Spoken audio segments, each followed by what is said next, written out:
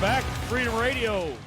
Wrapping up some more Farel lyrics that appeared in this guy's band, Pantokrator, as I say in Southern Indiana, or I've been accused of saying it. What are we talking about, Brother Karl? Well, it's the last song published with a Farel lyric. Except for, there's one, and it's The Anger, but we don't have a lyric video for that, so it's not as fun. Maybe that will come later, before your next one. Yeah. So, you see my camo hat that I have today? I do. I like that. Yeah, I bought it at a second hand for like $250. Yeah. And because it had a Velcro thing, so you can change out the patches. Yes. I like that. And the reason I have it on is that I have so greasy hair and I didn't have time for a shower. And when I saw myself in the mirror with this, I was, dang, I'm a redneck. Yeah. Welcome, brother. So then to balance this, I moved to my more intelligent room. At least it's more Farel over this room than over the punky basement. It's hard to be first class when you're white trash. Roach class. That's Dimebag reference. Okay. So, Phoenix Rising. Farel's writings in the lyrics in there. What are we it's from the Visions 1914. Okay. And it seems to have a lot of Bible references. Oh, yes. It has. Yes. So let's just get into it, right? Yes.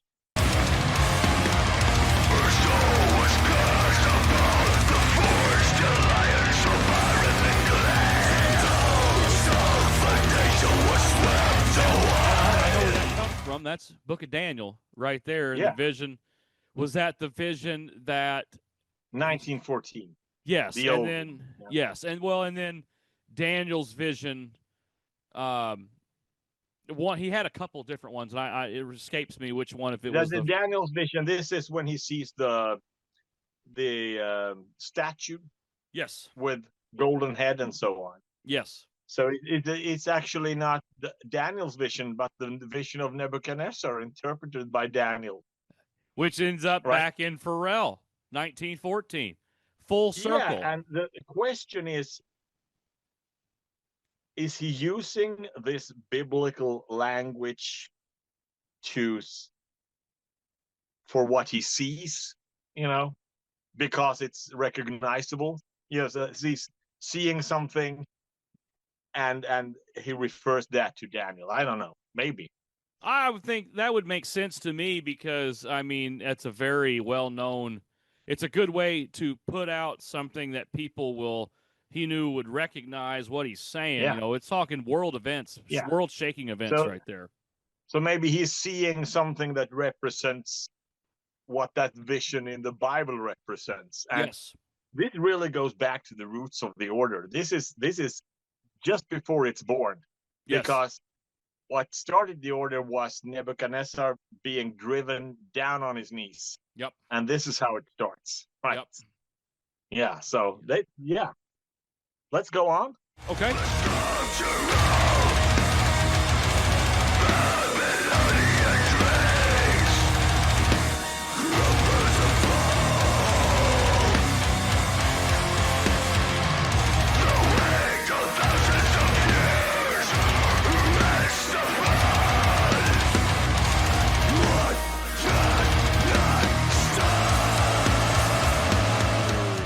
That is so good. That is so good.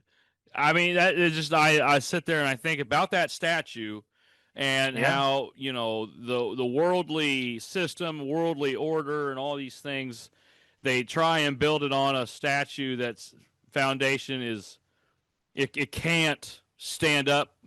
No, it can't be held there. It's going to fall apart. It will. It has before and it will again eventually because all the way. It is because it's a mix of iron and clay that upholds everything. You have the weakness and the strength combined in a way that will not really merge. Exactly.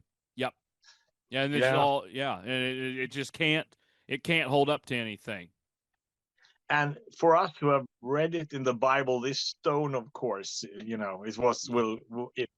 is what will crash the whole thing. Yes. Everything comes crumbling down, and it grows up to be the mountain of God. Yes. That covers the whole earth. I love that. Yes.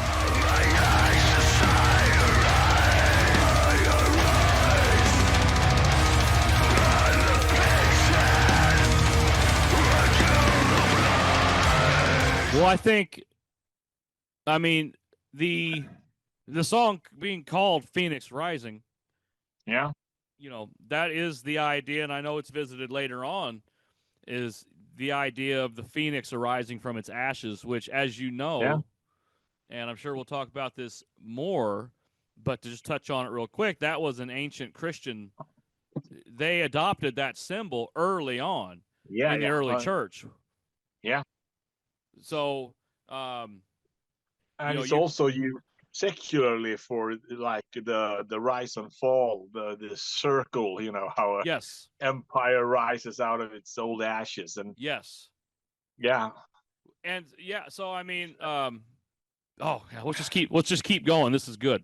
But what's interesting here with the pig's head and the flies, this sounds like a reference to the Lord of the Flies. It does, because they worship a pig's head that is put upon a stick, and they call it Lord of the Flies because all the flies is buzzing around it. And I checked this out, and the thing is that book is written after 1914. Yes. So that makes you wonder. It does. And what this visions in what circles were these visions circulated? It sounds like he has got that from the book, but it's chronologically weird. So maybe the book got it from here. It could have. And I've never personally read Lord of the Flies. I know all the references and cultural stuff to it, but I had no idea that's what they worshiped. Yeah, it's a good picture because it's about evil, right? The book. Yes. So it's not a coincidence that they call this pig's head Lord of the Flies. Well, and it's a picture that would be a reference that people would take back then when there was Sunday school still. It's a picture of evil, but then also the people. It's a picture of like, stupidity might be not the. That's an easy word to say, but like it's a dead god. Exactly, but they're worshiping it, and they're so lost, they're so blind, and the correct word can't even come to mind. It kind of reminds me of like the ascension of extinction, and all that, where they're worshiping what their hands have made, and it's sacrificing themselves pouring out their own blood on the altar to sacrifice themselves to themselves, and it's just it's stupid. Exactly. It doesn't make any logical sense.